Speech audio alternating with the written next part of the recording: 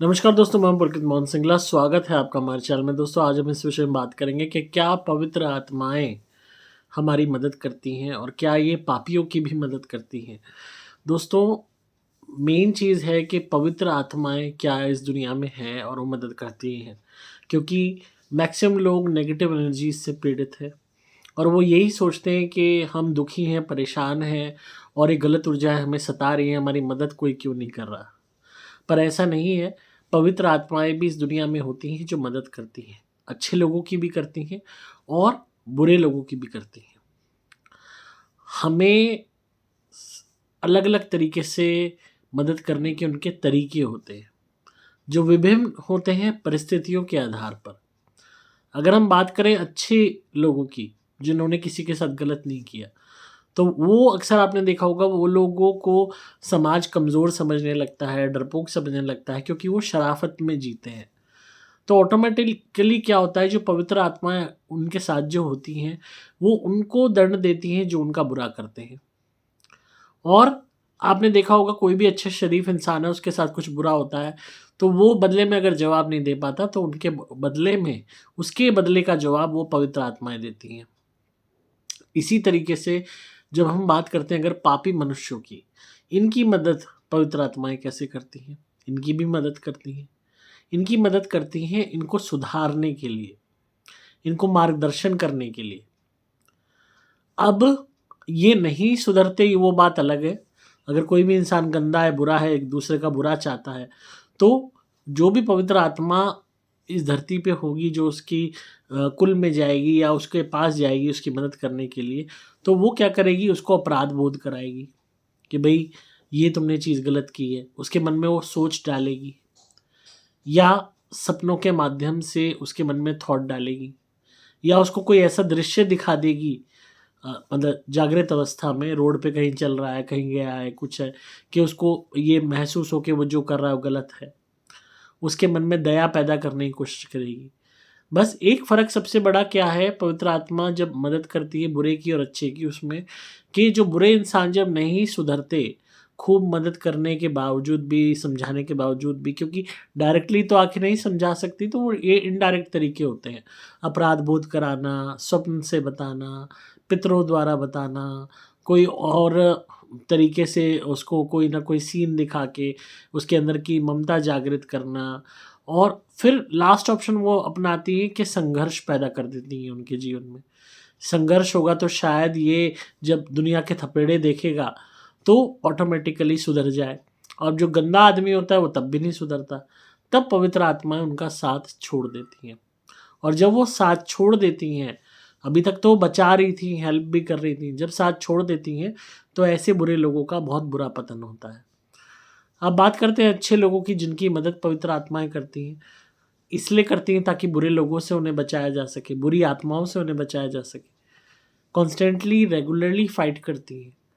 तो उनमें और इसमें क्या फ़र्क है कि जो अच्छे लोग होते हैं, उनका साथ पवित्र आत्माएँ कभी नहीं छोड़ती।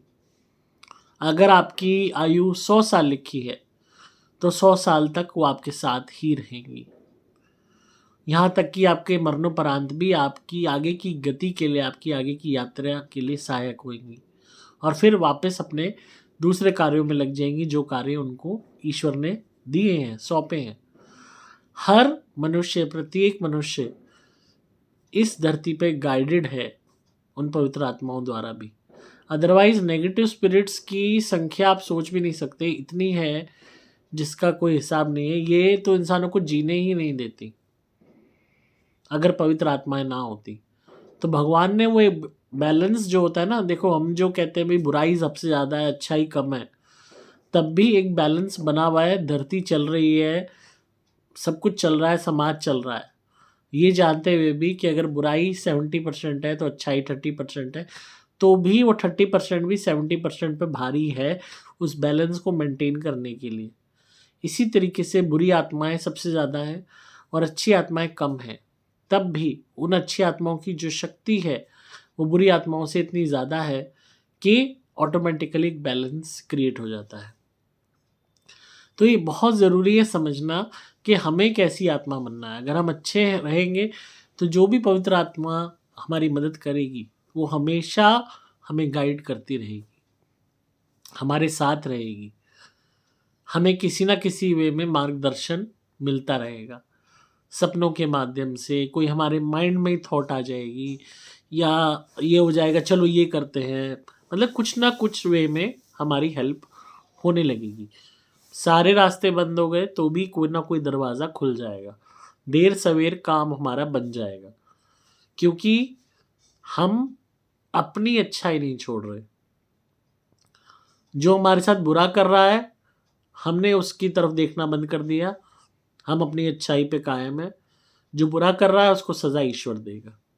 ईश्वर से तो कुछ भी छुपा नहीं है, और ईश्वर से बड़ा इस दुनिया में कोई नहीं है।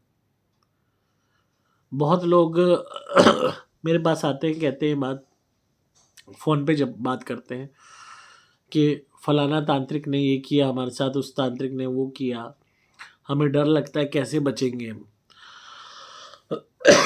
सॉरी।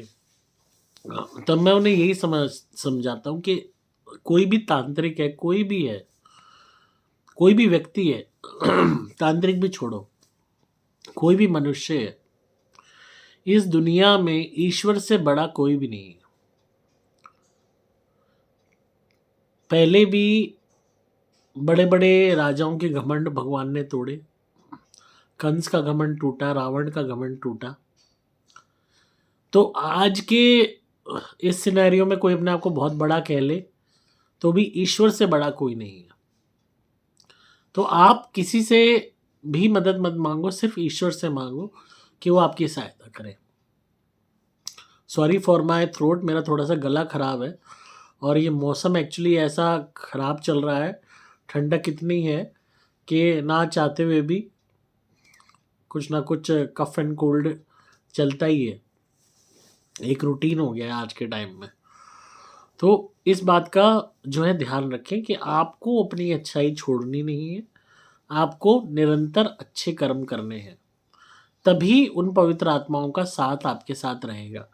बहुत लोग क्या करते हैं कि अगर उनके साथ कुछ गलत हुआ तो अच्छा करना बंद कर देते हैं, बुराई का रास्ता अपना लेते हैं कि हम भी अब बुरा करेंगे, हम भी दूसरे का नुकसान करेंगे, हम भी उसको चोट पहुंचाएंगे, या हम उससे बदला लेंगे, या हम उसको ऐसे करेंगे, या हम भी दूसरों के साथ बुरा करके ठंडक हासिल करेंगे।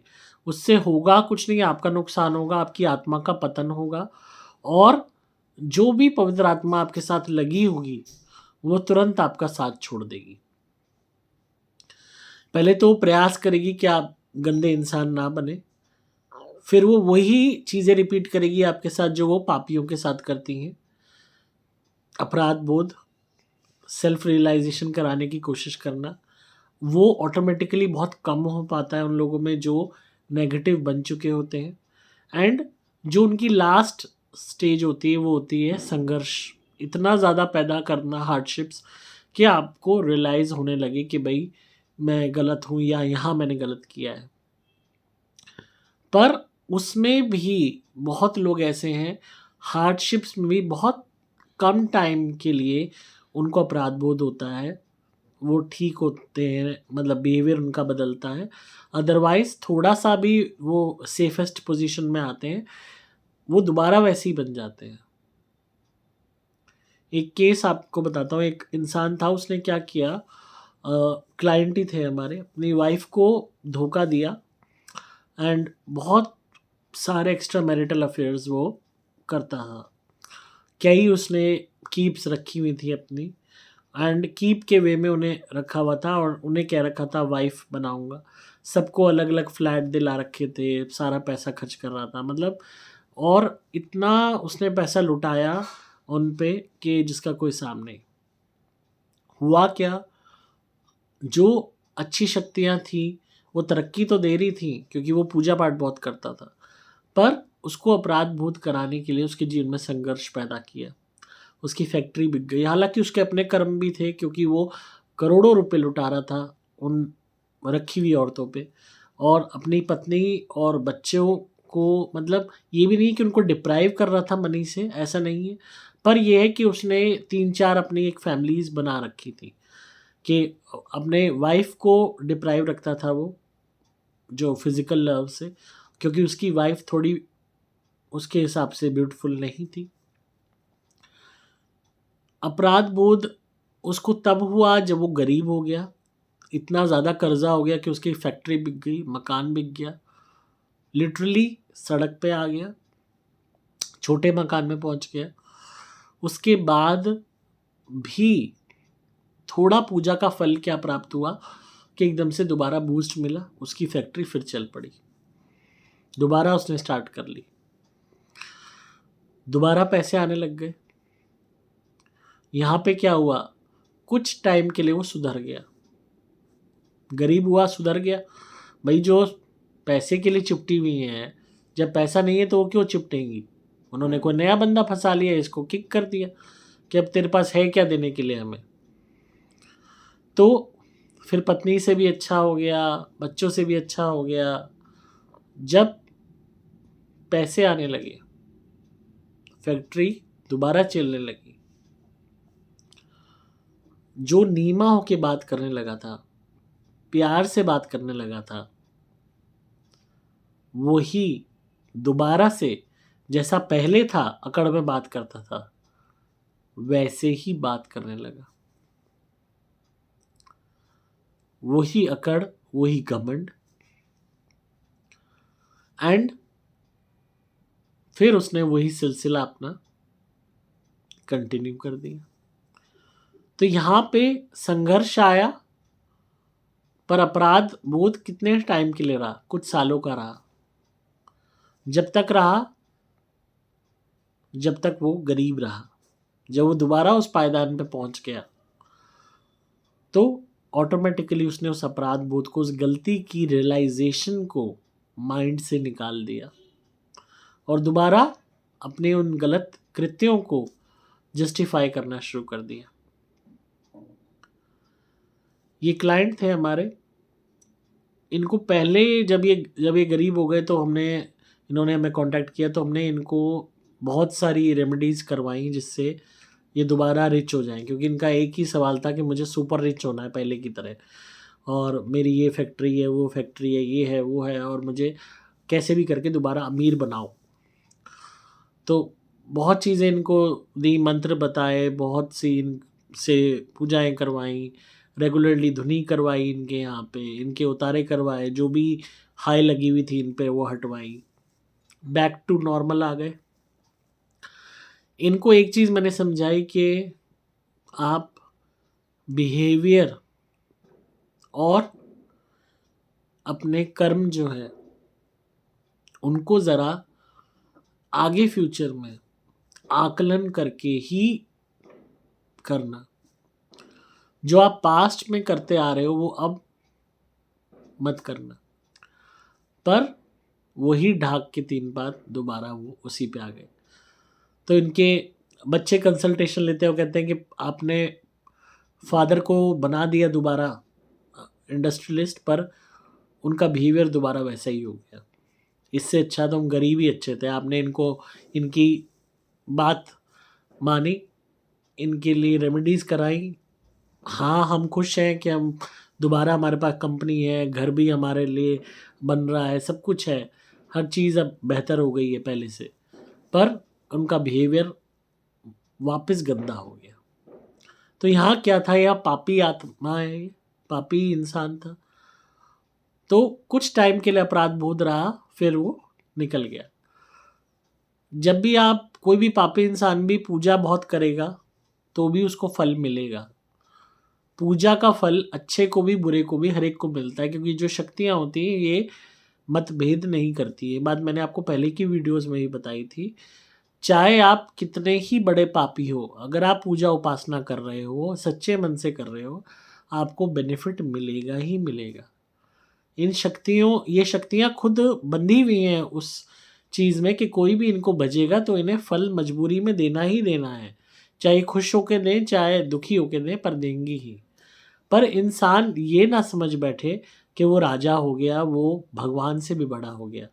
जो गलती रावण ने करी, उसने सोचा कि मैंने पूरी ब्रह्मांड पे काबू कर लिया है, और मैं भगवान क्या है मेरे आगे। तो ईश्वर ने उसको दंड दिया, क्योंकि कुदरत में आप कुछ भी वरदान मांग लो, पहले की कथाओं में क्या दिखाते थे, अमरता का वरदान, कोई जमीन पे ना मार सके, आसमान में ना मार सके, शस्त्र से ना मार सके, मानव ना मार सके, जानवर ना मार सके, नरसिंह का रूप लेके उसका वध किया। प्रहलाद की स्टोरी आपने सुनी होगी।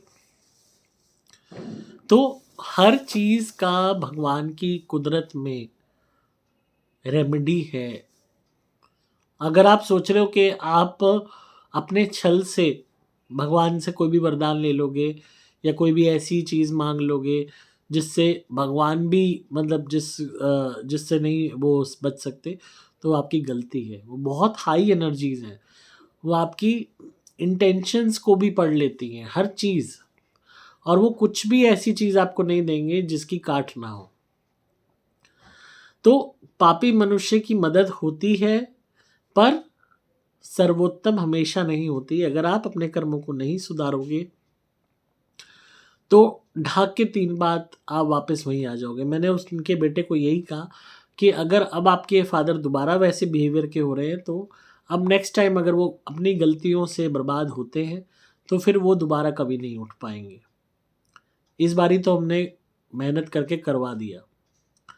तो जो पॉजिटिव शक्तियां होती हैं ये भी एक स्तर तक प्रयास करती हैं। जब ये देखती हैं कि मनुष्य प्रयासहीन है, तब ये साथ छोड़ देती हैं। ये वो शक्तियां हैं जो नेचुरली हमें मिलती हैं, पॉजिटिव आत्माएं जो नेचुरली ईश्वर द्वारा, कुदरत द्वारा मिलती हैं।